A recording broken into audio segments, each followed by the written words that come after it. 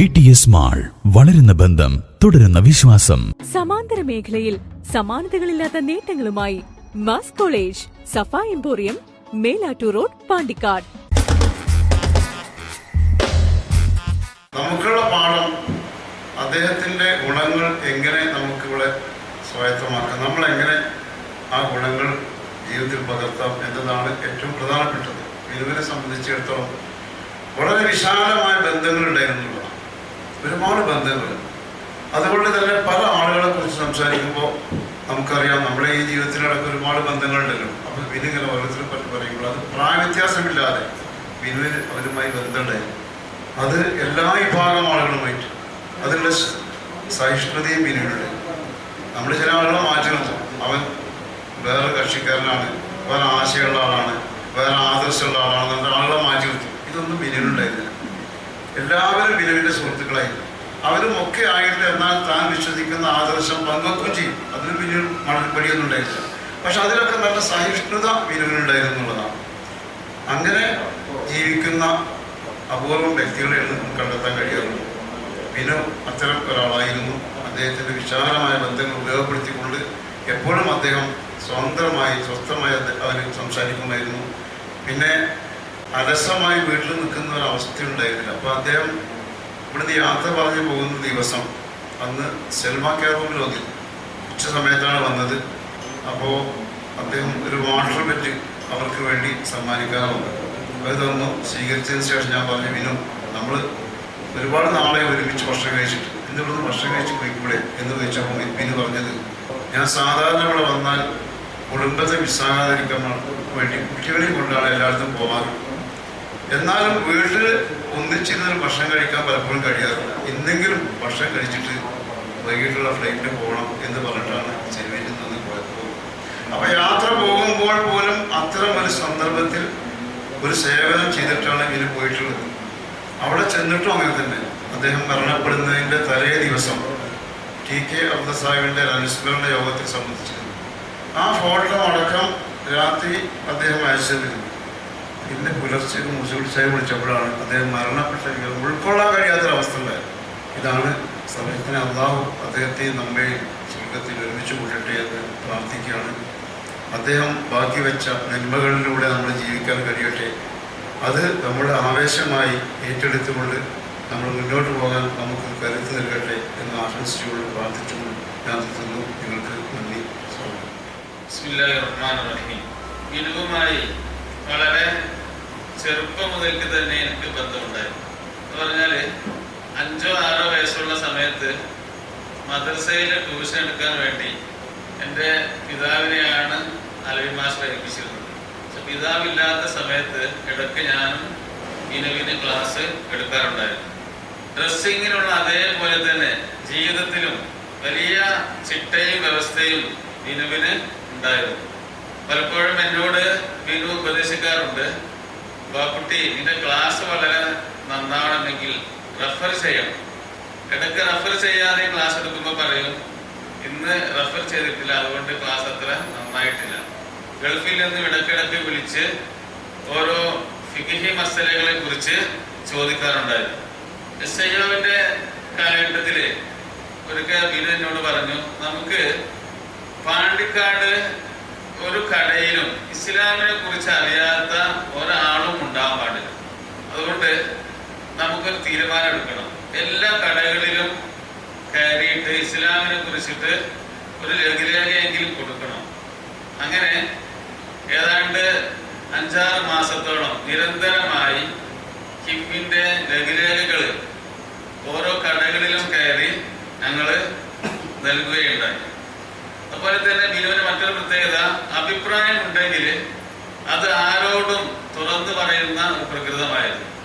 അതില് വലിപ്പ ചെറുപ്പമോ അല്ലെങ്കിൽ ബഹുമാനമോ ഒന്നും തന്നെ പരിഗണിക്കാതെ ആരോടും കാര്യങ്ങൾ തുറന്നു പറയുന്ന ഒരു നല്ല സ്വഭാവം ബിനുവിന് ഉണ്ടായിരുന്നു.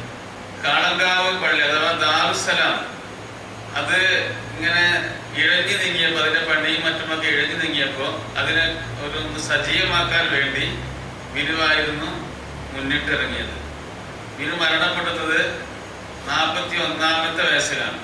വിശുദ്ധ ഖുർആനിന്റെ വീക്ഷണപ്രകാരം ഒരാളുടെ ജീവിതം തുടങ്ങുന്നത് അല്ലെങ്കിൽ ജീവിതത്തിലുള്ള പ്രധാനപ്പെട്ട കാര്യങ്ങൾ ആരംഭിക്കുന്നത് 40-ാമത്തെ വയസ്സിലാണ് എന്നാണ് ഖുർആൻ പറയുന്നത്.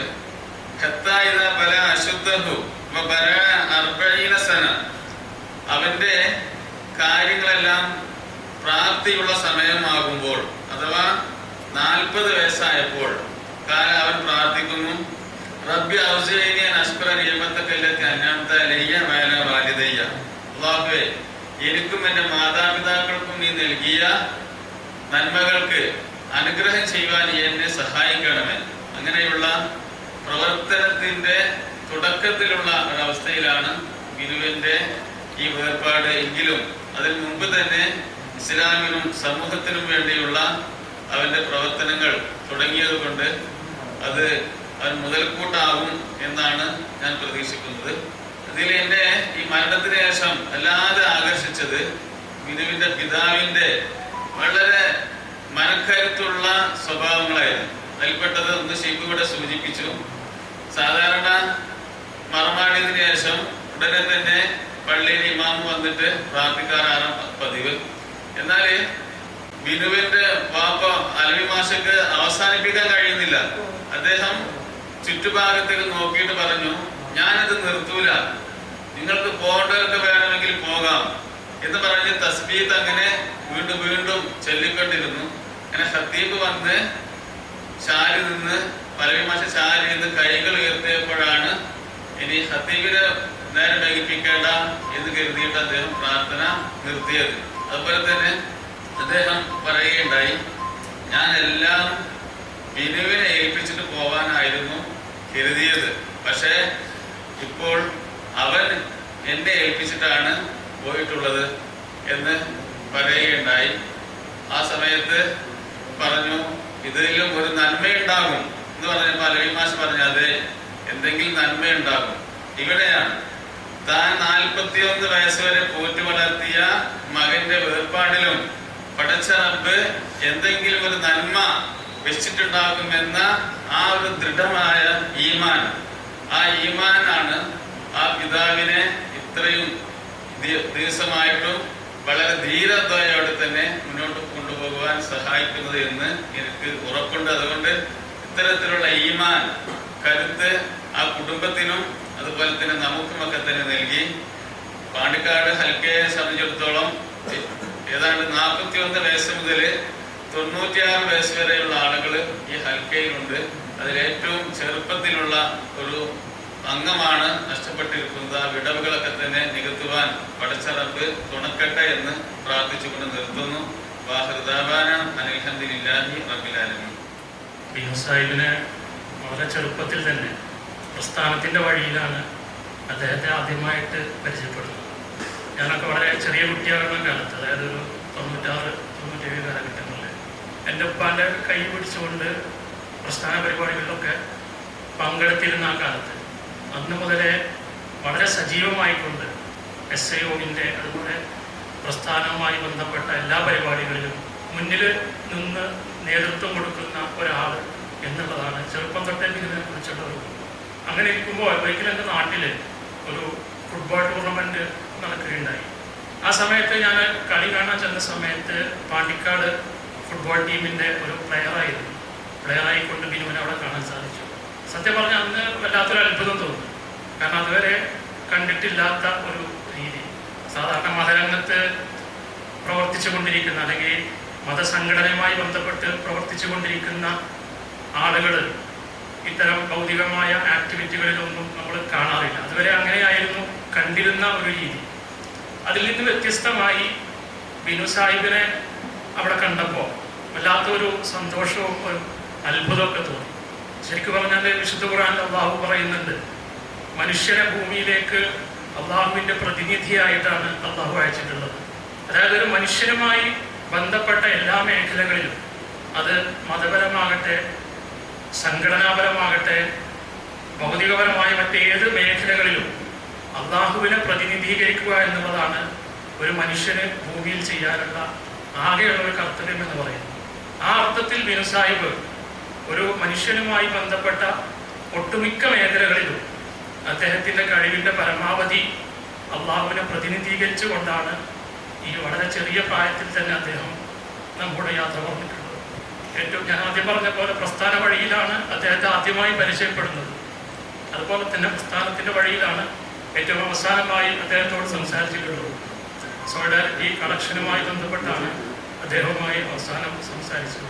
അതുപോലെ ബിനു സാഹിബ്, അതുപോലെ അർഫാത്ത് സാഹിബ്, ഇവരൊക്കെ ആ ഒരു സമപ്രായക്കാരായി പ്രസ്ഥാനത്തിൽ പ്രവർത്തിച്ചുകൊണ്ടിരുന്ന SIO ആ ഒരു ഏജിൽ പ്രവർത്തിച്ചുകൊണ്ടിരുന്ന് ആ പ്രായം കഴിഞ്ഞ് അതിനുശേഷം അത് തുടർന്നു കൊണ്ടുപോകാനൊരു ജനറേഷൻ ഗ്യാപ്പ് വരാനുള്ള ഒരു സാധ്യത ഉണ്ടായിരുന്നു. പക്ഷേ ബിനു സാഹിബിൻ്റെ ആ ഒരു അടങ്ങാത്ത ഒരു അഭിനിവേശമായിരുന്നു. അതായത് ഈ ഒരു കണ്ണി അറ്റുപോകാൻ പാടില്ല, ഈ ഒരു ജനറേഷൻ ഗ്യാപ്പ് അവിടെ ഉണ്ടാകാൻ പാടില്ല എന്ന് പ്രത്യേകം അദ്ദേഹത്തിന് ഒരു തീരുമാനമുണ്ടായിരുന്നു. ആ ഒരു തീരുമാനത്തിൻ്റെ അടിസ്ഥാനത്തിൽ ഞങ്ങളെയൊക്കെ ചേർത്ത് പിടിച്ചുകൊണ്ട് ഈ വഴിയിലൂടെ മുന്നോട്ട് നടത്താൻ അദ്ദേഹം കാണിച്ച ത്യാഗം അല്ലാഹു സ്വീകരിക്കുമാറാകട്ടെ. അദ്ദേഹത്തിൻ്റെ ബർസഖിയ ജീവിതം, സ്വർഗീയാനന്ദങ്ങളെ അല്ലാഹു സന്തോഷകരമാക്കട്ടെ. നമ്മെല്ലാവരെയും അദ്ദേഹത്തിൻ്റെ കൂടെ ജന്നാത്തുൽ ഫിർദൗസ് ഒരുമിച്ച് ചേർക്കട്ടെ. ഞാൻ സംസാരിക്കുന്നില്ലാതെ കരുതിയതാണ്. ബിനോ അന്ന് മരിച്ചെന്ന് പറഞ്ഞാണ് BP കുറച്ച് കൊളാപ്സായി. ഇനിയിപ്പോൾ ഒരു ധൈര്യം കിട്ടുന്നില്ല. പക്ഷെ എനിക്ക് അവസാനം എൻ്റെ ഒരു അവസരം നഷ്ടപ്പെടുകയാണ്. കാരണം അത്ര വളരെ അടുത്ത്, ഏകദേശം ഞാൻ ഗൾഫിൽ നിന്ന് മടങ്ങി വന്ന കാലം മുതലേ പൊതുപ്രവർത്തനത്തിലെത്തി ഞങ്ങൾ രണ്ടുപേരും, അതായത് ഹൈസ്കൂൾ പഠിക്കേണ്ട പൊതുപ്രവർത്തകരാണ്. അപ്പോൾ ബിനുവിനെ സംബന്ധിച്ചിടത്തോളം പല ആശയ സംവാദങ്ങളും ഞങ്ങൾ രണ്ടാളും നടത്താറുണ്ട്. കാരണം ഞാൻ ഇന്ത്യൻ നാഷണൽ കോൺഗ്രസിനെ പ്രതികരിച്ച് പൊതുപ്രവർത്തനം നടത്തുന്ന പൊതുപ്രവർത്തനം, ബിനോ ജമാഅത്തെ ഇസ്ലാമിയെ പ്രതികരിച്ച് പൊതുപ്രവർത്തനം നടത്തുന്ന പൊതുപ്രവർത്തനം. ഞങ്ങൾ ഒരാൾ ഭൗതിക താല്പര്യത്തോടു കൂടി, എന്നെ സംബന്ധിച്ചിടത്തോളം ഞാൻ ഭൗതികമായ കാര്യങ്ങൾ കൂടുതൽ താല്പര്യപ്പെട്ടു, അതിനനുസരിച്ചുള്ള പ്രവർത്തനം നടത്തിക്കൊണ്ടിരിക്കുന്നതാണ്. ഒരാൾ എന്നേക്കാൾ ഏറ്റവും ഉത്തമമായ മാതൃകയിൽ ദീനിനു വേണ്ടി പ്രവർത്തിച്ച് എന്നെ പ്രായം കുറഞ്ഞ, എന്നേക്കാൾ ഏറ്റവും കുലീനമായ രീതിയിൽ ദീനീ പ്രവർത്തനം നടത്തിയ അദ്ദേഹത്തോടുള്ള എനിക്ക് എന്നും ഉള്ളിൽ ഒരു എന്താ പറയുക, ഒരടുപ്പം, ഒരു സ്നേഹം ഉണ്ടായിരുന്നു. കാരണം ഇസ്ലാമിക, എന്നാൽ ഭൗതിക കാര്യങ്ങളിൽ പ്രവർത്തിച്ചുകൊണ്ടിരിക്കുന്ന നമ്മൾ പലപ്പോഴും ഈ ആശയ സംവാദങ്ങളിൽ, പ്രത്യേകിച്ച് ജമാഅത്തെ ഇസ്ലാമിയും ഇന്ത്യൻ നാഷണൽ കോൺഗ്രസും തമ്മിലുള്ള ആ ഒരു രണ്ടുപേരുള്ള ഒരു വൈരുദ്ധ്യം ആശയ സംവാദങ്ങളിൽ വളരെ സ്നേഹപൂർവ്വം എന്ന് പറഞ്ഞാൽ അതിന് എന്നേക്കാൾ സ്നേഹപൂർവ്വമായിട്ട് നടക്കാനുണ്ടായ കാരണം ബിനു ആയിരിക്കും. കാരണം വെച്ചാൽ ബിനു ചിരിച്ചുകൊണ്ടല്ലാതെ കാര്യങ്ങൾ പറയുകയില്ല. ഞാൻ ചിലപ്പോൾ കുറേയൊക്കെ കാര്യങ്ങൾ പറയാം. നമുക്ക് എവിടെയെങ്കിലും ആശയ സംബന്ധമായിട്ടുള്ള കുറവുകൾ സംഭവിക്കുകയാണെന്നുണ്ടെങ്കിൽ ഞാൻ അവിടെ ഷൗട്ട് ചെയ്യാനൊക്കെ ശ്രമിക്കുന്ന ഒരു കാലഘട്ടമാണ്. കാരണം എനിക്ക് കുറച്ചും കൂടി പക്വത ഉള്ള കുറഞ്ഞ ഇതും പ്രായത്തിൽ എന്നെക്കാൾ കൂടുതൽ ചെറിയവരാണെങ്കിലും എന്നേക്കാൾ പക്വത കാണിച്ചിട്ടുണ്ട്. കാരണം അതിന് കാരണം എന്താ വെച്ചാൽ ദീനീ പ്രവർത്തനത്തിൽ അതിന് അച്ചടക്കവും ചിട്ടയും ആ ഒരുള്ള ചിട്ടയിൽ കൂടി പ്രവർത്തിച്ച ഒരു ഇതുണ്ട്. അപ്പം അങ്ങനെ നോക്കുകയാണെങ്കിൽ എല്ലാം കൊണ്ടും എന്നേക്കാൾ ഉത്തമനും ദീനീ പ്രവർത്തനത്തിനും എല്ലാ കാര്യങ്ങളും ഉപയോഗിച്ചത് ബിനുവിനെ സംബന്ധിച്ചിടത്തോളം അദ്ദേഹത്തെക്കുറിച്ച് നല്ലതല്ലാതെ ഒന്നും പറയാനുള്ള അദ്ദേഹത്തിൻ്റെ സ്നേഹവും അതേപോലത്തെ സൗഹൃദവും, പിന്നെ ഏറ്റവും കുലീനമായ പാണ്ടിക്കാട് കുലീനമായ കുടുംബത്തിലെ ഒരു അംഗമാണ് അദ്ദേഹം. ഞങ്ങളെ എല്ലാവരും ബഹുമാനിക്കുന്ന വാപ്യാജി മുതലുള്ള വാപ്യാജിൻ്റെ മുൻകാലങ്ങളിലുള്ള ആളുകളെ തന്നെ നമ്മളെല്ലാം ബഹുമാനിക്കുന്നു. പ്രത്യേകിച്ച് ഞങ്ങൾ വടക്കേതിരക്കാർ എല്ലാവരും വളരെയധികം ആദരവോടും ബഹുമാനത്തോടും കൂടി കാണുന്ന ഒരു കുടുംബത്തിലെ അംഗം എന്നുള്ളത് എന്നും വളരെ ആദരവോടുകൂടിയാണ്. അദ്ദേഹത്തിൻ്റെ പേഴ്സണലായിട്ടുള്ള ആ ഒരു ഞാൻ ആകർഷിച്ചതിലേറെ ഏറ്റവും ആ കുടുംബത്തോടുള്ള, ആ കുടുംബത്തിലെ ഒരു അംഗം എന്നുള്ളതല്ല, എന്നും വളരെ ആദരവോടും ബഹുമാനത്തോടും കൂടി മാത്രമേ നമ്മൾ ഇടപെട്ടിട്ടുള്ളൂ, പെരുമാറിയിട്ടുള്ളൂ. പിന്നെ ഈ അടുത്ത അവസാനമായി കണ്ടത് അദ്ദേഹത്തിൻ്റെ കഴിഞ്ഞ ലീവിനാണെന്ന് എനിക്ക് തോന്നുന്നത് VTSൻ്റെ മുന്നിൽ വെച്ച് കണ്ടാണ്. അന്ന് കെട്ടിപ്പിടിച്ച് സംസാരിച്ച് എന്തോന്നറിയില്ല ഇരിക്കേറ്റ കണ്ണൂർ വന്നു. വിനോദ് കാണുകയും ചെയ്തു. പരസ്പരം പങ്കുവെച്ച് ഞങ്ങൾ അങ്ങോട്ടും ഇങ്ങോട്ടും പുറത്ത് കൊട്ടിക്കാണ്ട് ആണ് വരിക. അപ്പോൾ എൻ്റെ ഭാര്യൻ്റെ കൂടി ചോദിച്ചു, എന്താ നിങ്ങൾ അങ്ങനെ ഒരു വികാരപരമായ ഒരു ഇതുണ്ടാകും? അപ്പോൾ ഞാൻ പടച്ചോനറിയാം, എനിക്കറിയില്ല. കാരണം അങ്ങനത്തെ ഒരു സംഭവം ഞങ്ങളുടെ ഒരു കാര്യങ്ങളൊന്നും ഞങ്ങൾ സംസാരിച്ചിട്ടില്ല, എനിക്കറിയില്ല എന്ന് പറഞ്ഞു. അങ്ങനെ ഇരിക്കുന്ന ബിനോ ഞാൻ ബിനുവിൻ്റെ ഈ മരണം കേൾക്കുന്ന സമയത്ത് ഞാൻ കൊളാപ്സായി BP കൊളാപ്സായി ഇവിടെ കിടക്കുകയാണ്. ആ സമയത്ത് വീട്ടിലാരും എന്നെ അറിയിച്ചിട്ടില്ല. കാരണം ഞാൻ ഒരു മരണത്തെ മുഖം കണ്ട ഒരു നിമിഷത്തിലായിരുന്നു ആ വിവരം എൻ്റെ വീട്ടിലിറങ്ങിയിരുന്നത്. എന്തോ എനിക്ക് ഈ വിവരം അറിഞ്ഞ ഉടനെ തന്നെ ഞാൻ ആശുപത്രിയിൽ നിന്ന് ഡോക്ടറിനോട് പറഞ്ഞു നിങ്ങൾ പോയി വീട്ടിൽ വിശ്രമിക്കുമെന്ന് പറഞ്ഞു. ഞാൻ ഉടനെ ആഫ്ര കാണാൻ വേണ്ടിയാണ് പോയത്. അപ്പോൾ അവിടെ ചെന്നപ്പോൾ ഞാനും കരയുന്നുണ്ട്. പക്ഷേ ആപ്പാനെ കാണുന്നൊരു കരച്ചിൽ വരിക എന്നല്ല, എന്തോ ഒരു ധൈര്യം. അപ്പോൾ അദ്ദേഹത്തിൻ്റെ ആ ഒരു ഈമാനിൻ്റെ ആ ഒരു ശക്തി, ആ കുടുംബത്തിന് ദീനിനോടുള്ള ആ ഒരു കടപ്പാടും പടച്ചോടുള്ള ഒരു പേടിയും ആ ഒരു അള്ളാഹുവിനുള്ള വിശ്വാസവും ആ ഒരു അള്ളാഹുവിനുള്ള അർപ്പിതമായിട്ടുള്ള ആ ഒരു ജീവിത രീതിയും എന്നെ അതിന് വീട്ടിൽ പോയതിനു ശേഷം വല്ലാതെ ആകർഷിച്ചു. എന്നെ സംബന്ധിച്ചിടത്തോളം ആ കുടുംബവുമായും അദ്ദേഹത്തിനും ആപ്പാക്കും അതുപോലെ തന്നെ ബീവിൻ്റെ മക്കൾക്കും അതേമാതിരി കുഞ്ഞാപ്പാക്കും അദ്ദേഹത്തിൻ്റെ ഭാര്യക്കും അള്ളാഹു സമാധാനം കൊടുക്കട്ടെ. അദ്ദേഹത്തിന് ബിനുവിനെ സംബന്ധിച്ചിടത്തോളം അദ്ദേഹത്തിന് സ്വർഗത്തിൽ കുറഞ്ഞൊന്നും ഉണ്ടാവില്ല എന്നുള്ള കാര്യത്തിൽ എനിക്ക് സംശയമൊന്നുമില്ല. കാരണം ഭൂമിയിലെ എല്ലാ സൃഷ്ടികളെയും അള്ളാഹു സൃഷ്ടിച്ചിട്ട് തക്വയിലധിഷ്ഠിതമായിട്ടുള്ള ഒരു നിലപാടോടുകൂടിയാണ്.